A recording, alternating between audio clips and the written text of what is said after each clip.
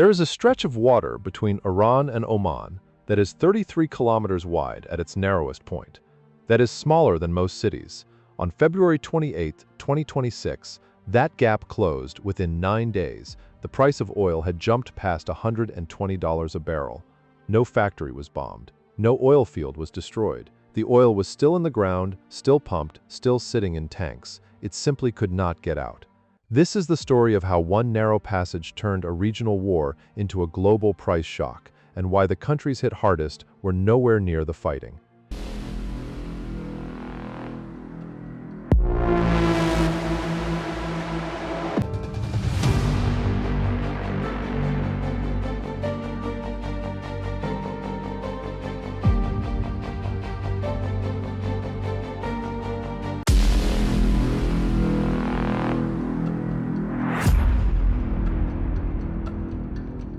Chapter 1. The narrowest point in the world economy. The Strait of Hormuz connects the Persian Gulf to the Gulf of Oman and through it to the open ocean. On a map it looks unremarkable. A bend of water with Iran on one side and Oman on the other. But almost every barrel of oil produced by Saudi Arabia, Iraq, Kuwait, the United Arab Emirates, and Qatar has to travel through it to reach a buyer. There is no way around. Pipelines exist, but they carry a fraction of the volume. In a normal month, somewhere between 13 and 20 million barrels of crude and refined product move through the strait every single day. That is roughly a fifth of everything the world consumes.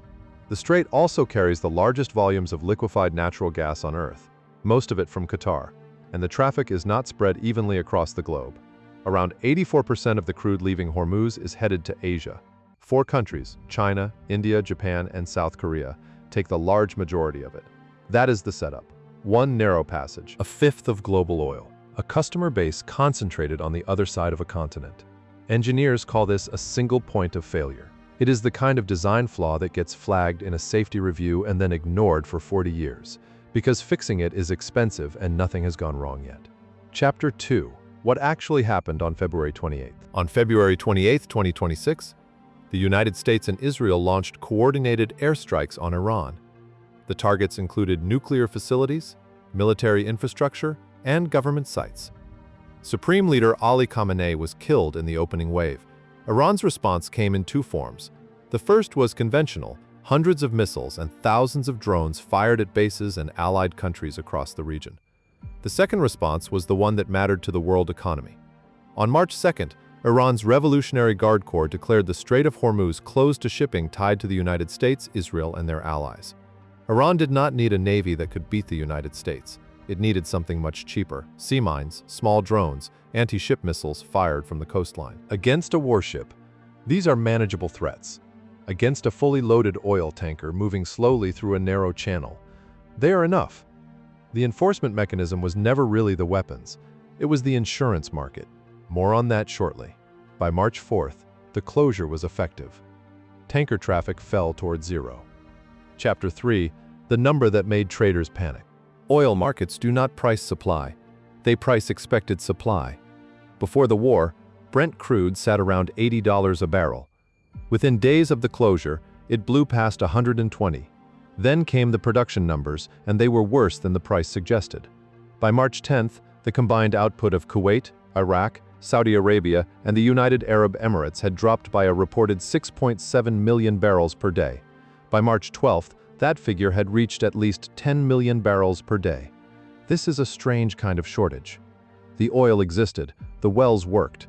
Producers simply ran out of places to put it, because storage fills up fast when the export route is shut. When storage fills, you have to slow the wells down. Qatar's state energy company declared force majeure on all exports, a legal declaration that essentially means the company cannot fulfill its contracts because of circumstances beyond its control. Qatar supplies a large share of the world's liquefied natural gas. Buyers in Asia and Europe who had signed long-term contracts suddenly held pieces of paper instead of fuel. Cumulative supply losses passed 360 million barrels in March alone. Projections for April ran around 440 million. Chapter 4. Why the insurance bill was the real blockade. Here is the part most coverage skipped, and it is the part that actually did the work. Before the war, a tanker owner paid war risk insurance of roughly 0.125% of the ship's hull value to make a single transit through Hormuz. It was close to a rounding error, a cost of doing business. At the March peak, that premium hit somewhere between 2.5 and 5% of hull value. For a very large crude carrier, the standard supertanker, that translates to around $5 million for one trip through the strait. Think about what that does to the math. The cargo itself might be worth well over $100 million, so the trip is not automatically impossible. But the insurer has to be willing to write the policy at all, and when underwriters start declining, the ship does not sail. No bank finances a cargo that cannot be insured. No charterer accepts the liability. Iran did not have to sink tankers. It only had to make the insurance market believe that tankers might be sunk. That is the modern shape of a blockade. It runs through spreadsheets in London, not gun batteries on the coast. Shipping companies that did move cargo took the long route around the Cape of Good Hope, where geography allowed it, adding weeks of sailing time, fuel, and crew cost to every voyage. For Gulf oil, that option barely exists. The Gulf has only one door. Chapter 5.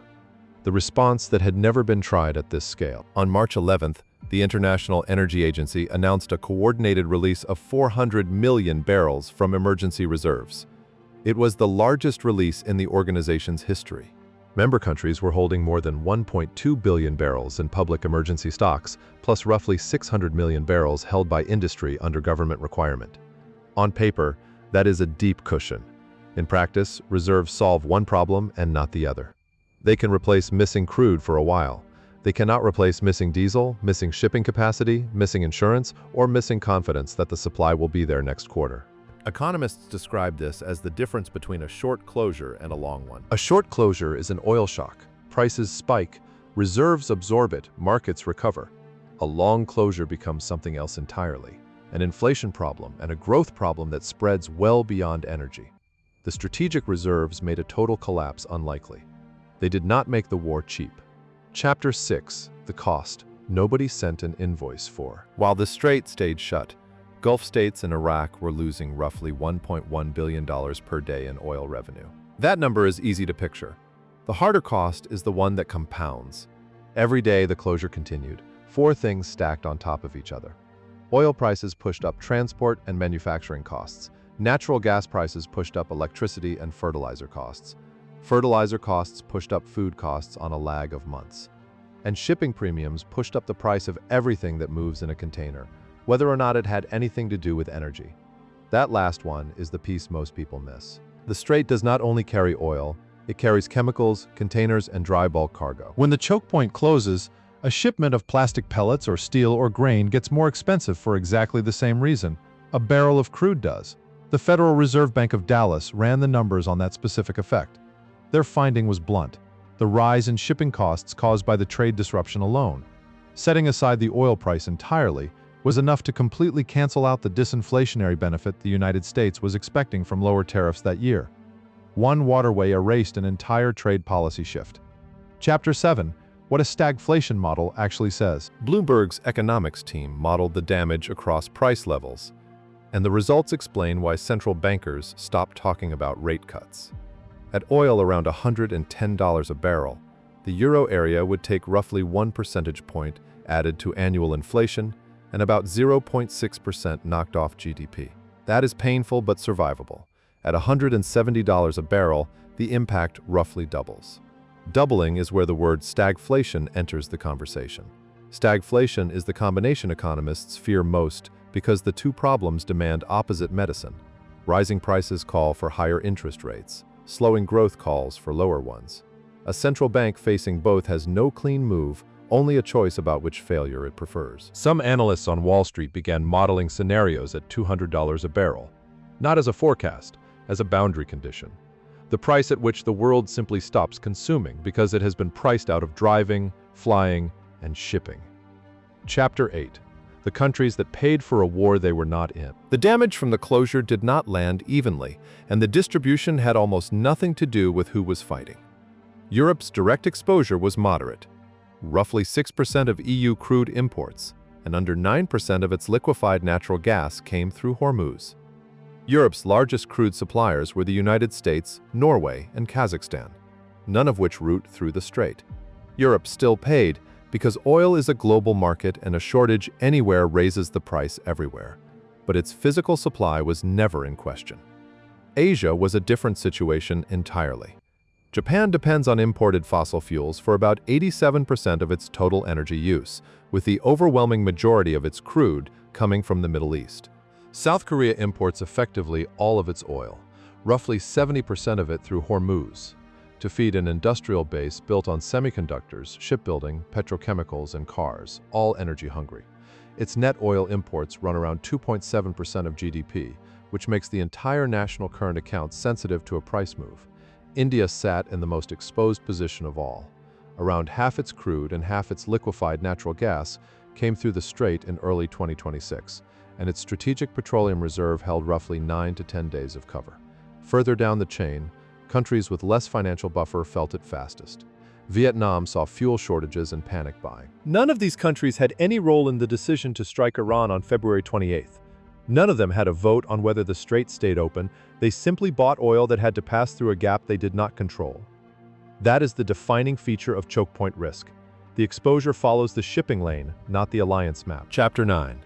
The choke point was always there. 6 months on, the numbers have swung wildly. Brent has traded from above 120 down toward the mid-90s during ceasefire periods, and back into the 80s as negotiations dragged. Iran, meanwhile, has spent the year converting a military blockade into something more permanent.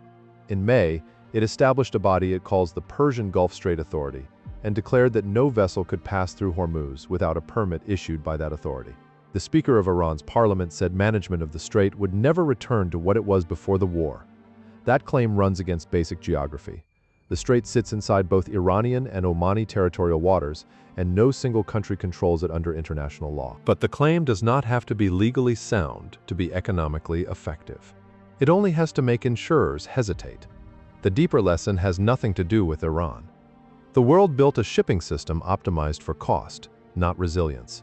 It routed a fifth of global energy through a 33-kilometer gap because that was the cheapest path, and it kept doing so for decades because nothing had gone wrong.